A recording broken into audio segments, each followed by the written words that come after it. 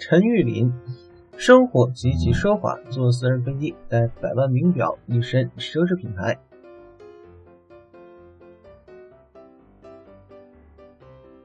昔日万人迷大叔吴秀波近日被打上渣男烙印，受到无数网民和媒体的质疑。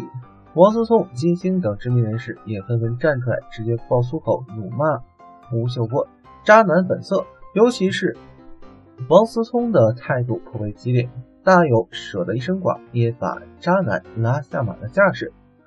不过1月20日，有网络传言称，吴秀波包养的情人陈玉林因抓住吴秀波的把柄，索要无度，狮子大开口，向吴秀波索要10亿。吴秀波夫妇不得已才报的警。对此事，陈玉林的母亲对此传闻回应称，这个不属实。这种事儿有各种评论，我们也能理解。可见陈玉林的父母已经对此事可能引发的各种网友舆论有了心理准备。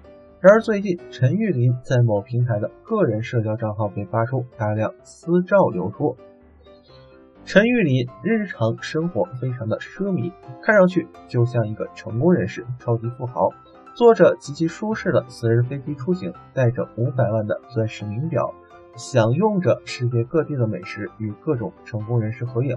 就算身价上亿的富豪，也未必有这么奢华的生活。很多网友表示，或许不是自己辛苦赚来的钱，花着就不心疼，可以尽情的挥霍。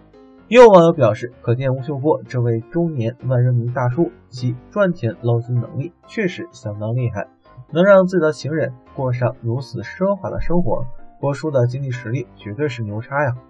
这一段时间，很多网友觉得吴秀波是个渣男，玩了陈玉林还让他坐牢。也有很多网友表示，陈玉林索取无度，贪得无厌，不懂得见好就收，才触犯了法律。